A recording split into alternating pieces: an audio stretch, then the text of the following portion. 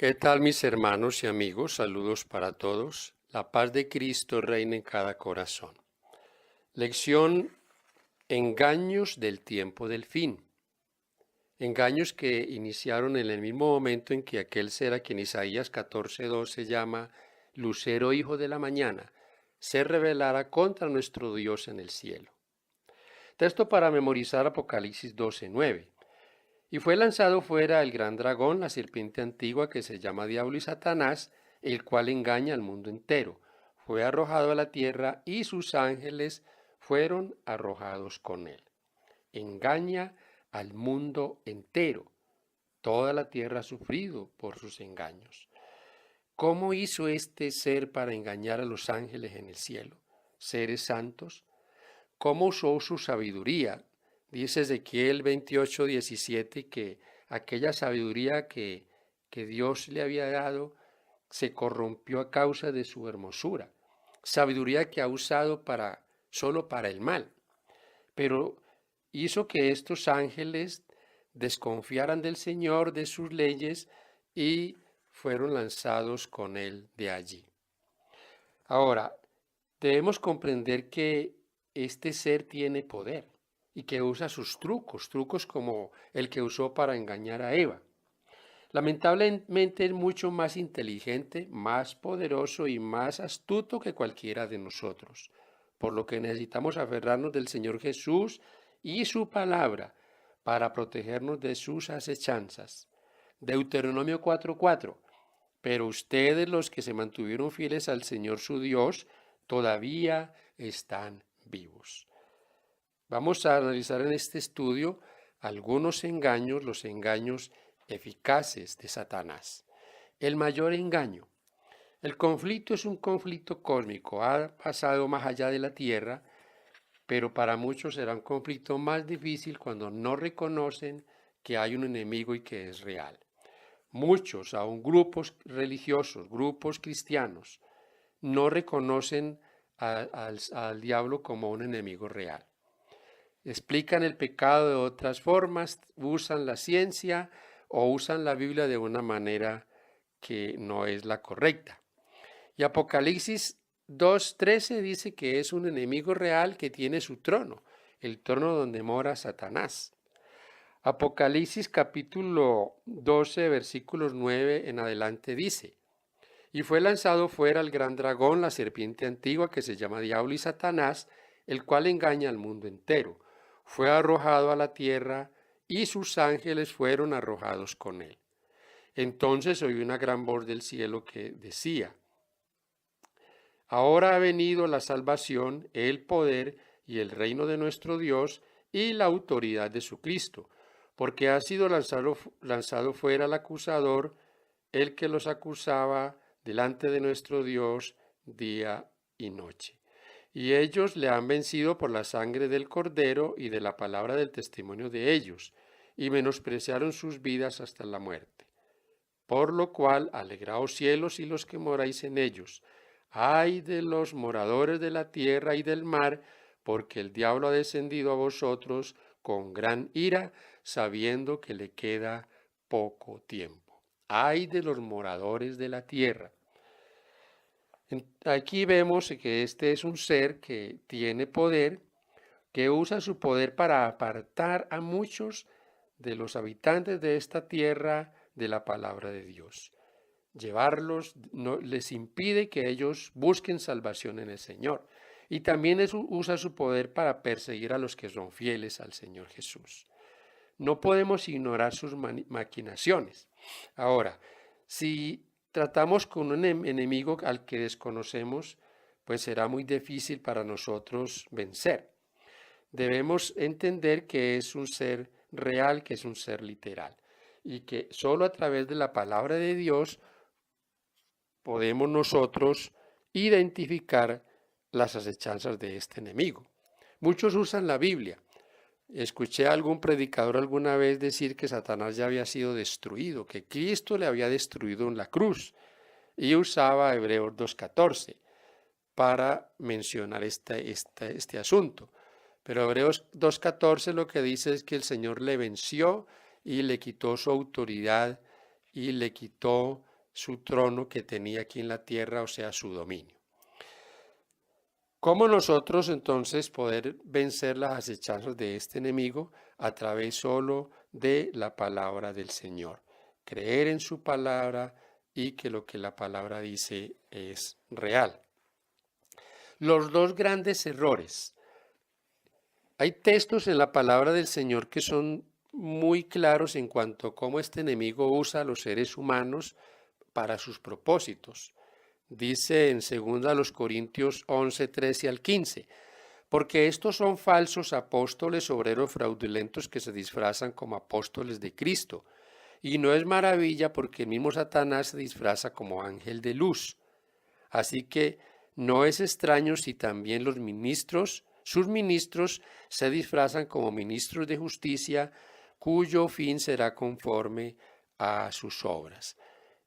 Y ahora miremos segunda a los Tesalonicenses, capítulo 2, versículos 9 y 10. Inicuo cuyo advenimiento es por obra de Satanás, con gran poder y señales y prodigios mentirosos, y con todo engaño de iniquidad para los que se pierden, por cuanto no recibieron el amor de la verdad para ser salvos. Esos engaños de la Biblia dice allí en Apocalipsis 2:9, engaña al mundo entero. El diablo es un engañador. Nosotros debemos de recordar lo que el Señor nos dice en su palabra. Mateo 24:5 dice que habrían falsos cristos y falsos profetas. Entonces no puede esto tomarnos por sorpresa y debemos conocer sus estratagemas, que nosotros la única forma, hemos dicho, para identificarlos es a través de la palabra de Dios. Los dos errores capitales o las dos mentiras capitales del diablo son la inmortalidad del alma y la santidad del domingo. Y debemos decir que este es un suplantador. Y recuerden que estas dos cosas comenzaron desde el mismo huerto del Edén. Entonces, si nosotros tenemos esto claro, tenemos que hay un engañador que durante años ha hecho una obra destructora. Entonces podemos nosotros identificar sus grandes engaños, sus grandes errores que vamos a analizar en los puntos que siguen con detenimiento. Y qué importante que estos pensamientos como el que está en el conflicto de los siglos en la página 574 cobra tanta vigencia hoy. La escritora dice que merced a los errores capitales y que son la inmortalidad del alma y el de la santidad del domingo, Satanás prenderá a los hombres en sus redes, mientras aquel forma la base del espiritismo, o sea, la inmortalidad del alma. Este crea un lazo de simpatía con Roma, el día de reposo falso.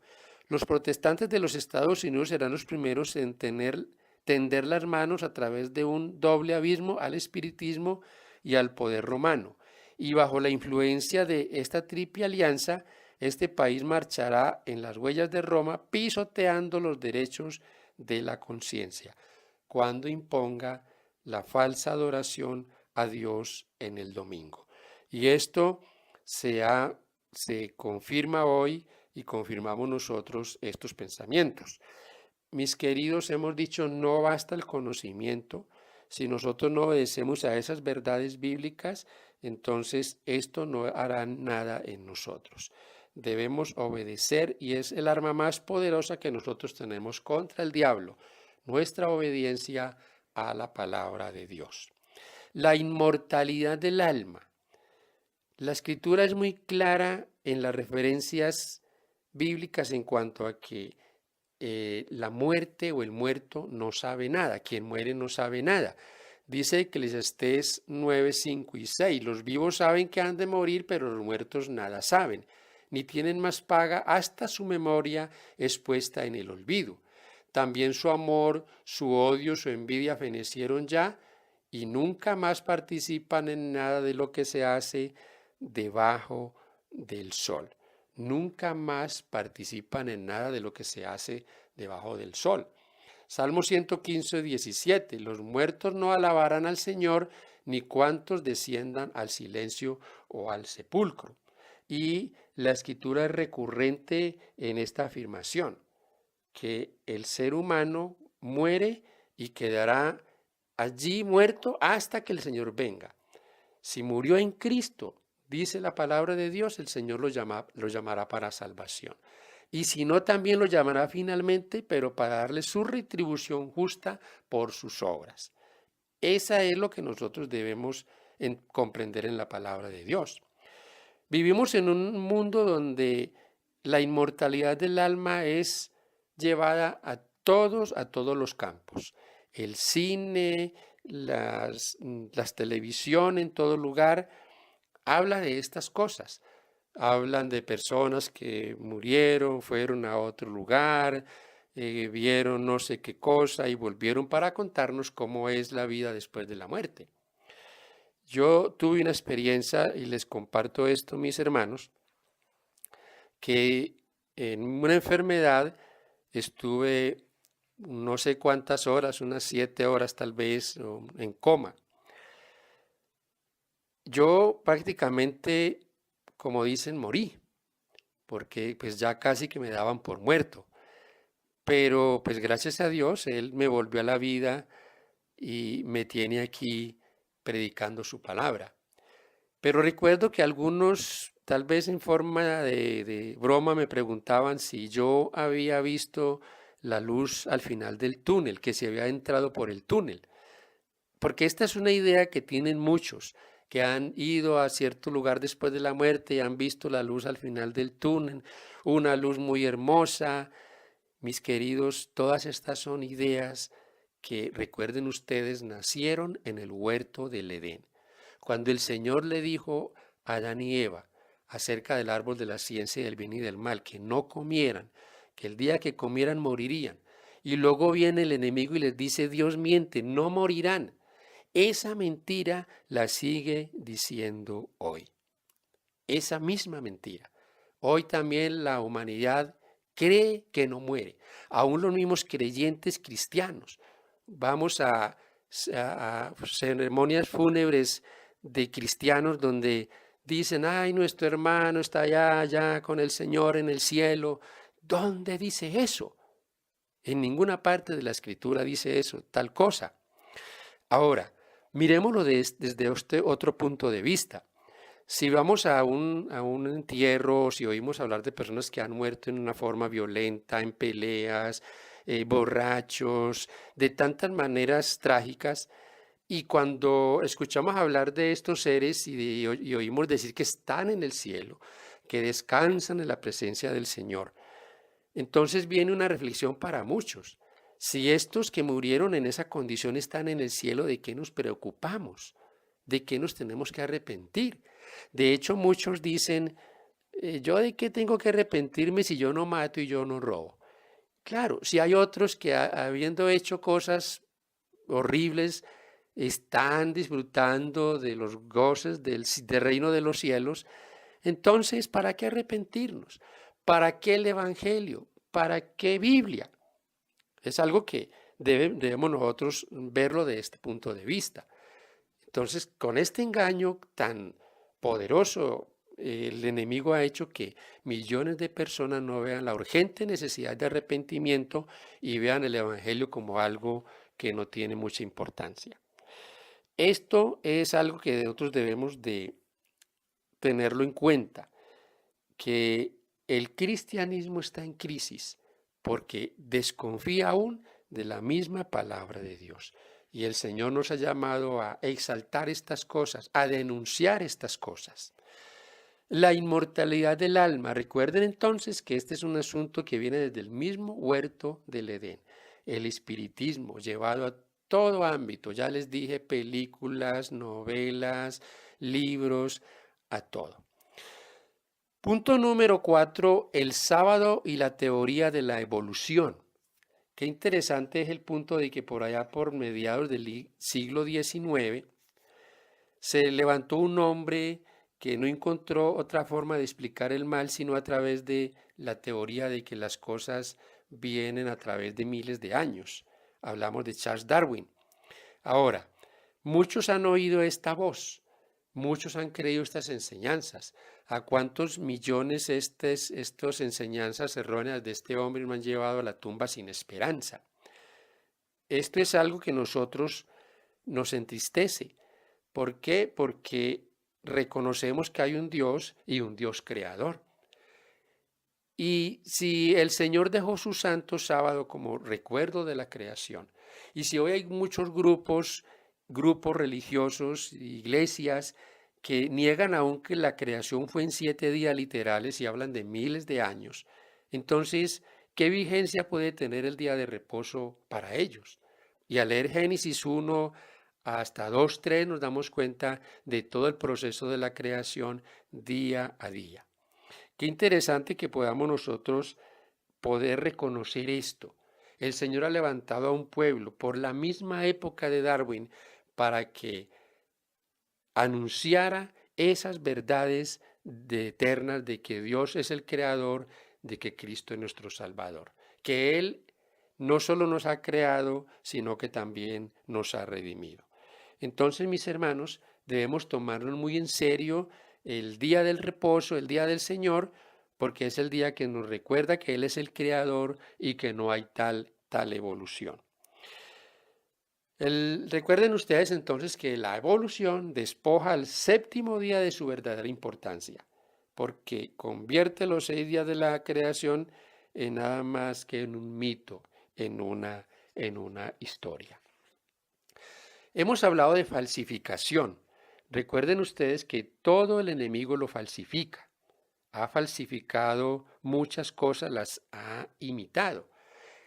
La Trinidad es algo que él también ha atacado y ha falsificado.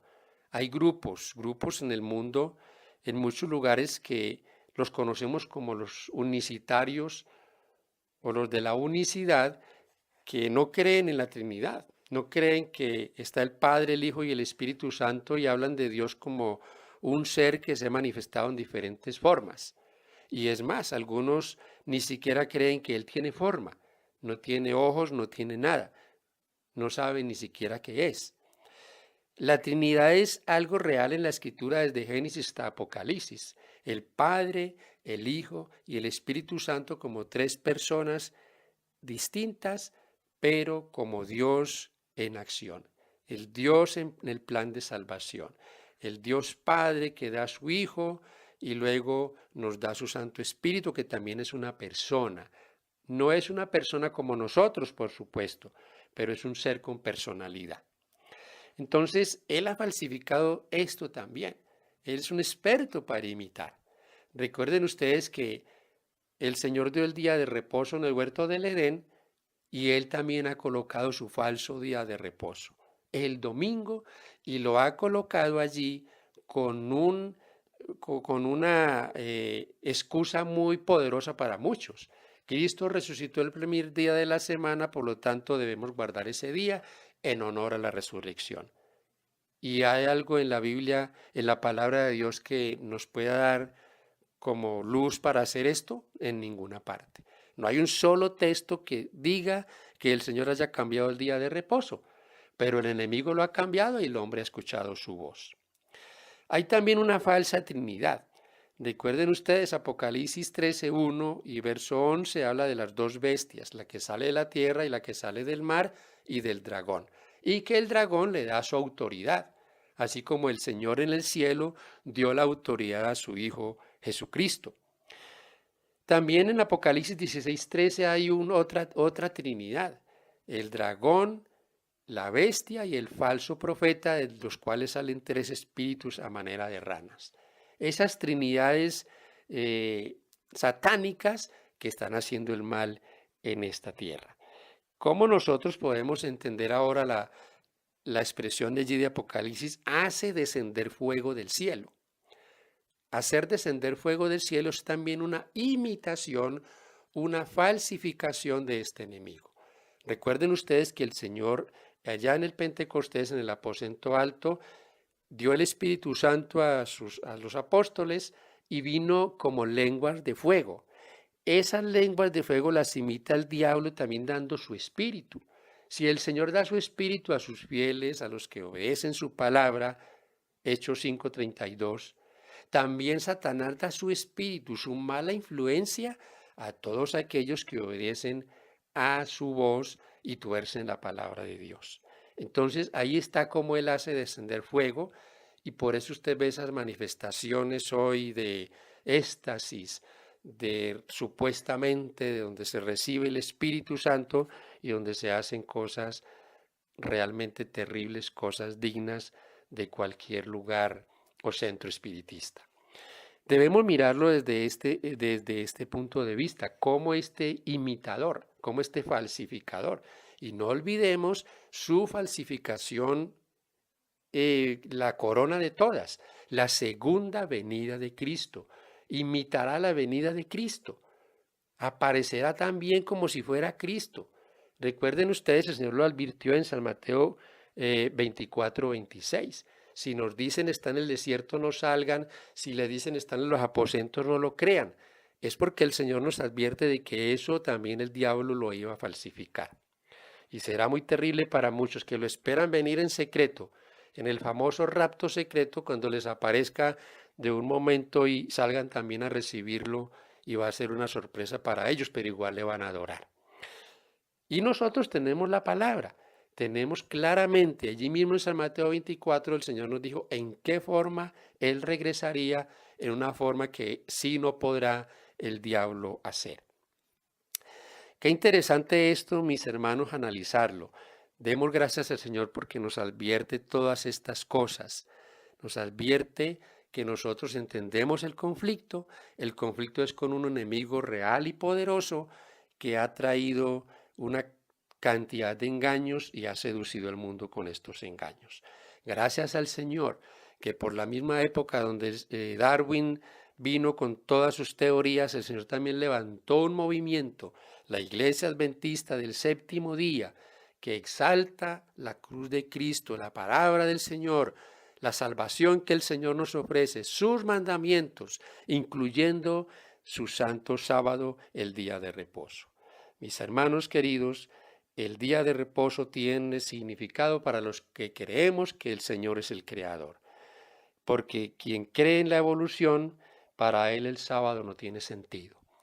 Así que, mis amados, gracias al Señor que nosotros podemos estar alertas, estar despiertos ante tantas teorías, ante tantas cosas a las que el diablo ha traído y ha tomado presa al ser humano. Ha tomado al ser humano en sus garras y sobre todo en esta crisis final. Confiamos en el Señor y su palabra.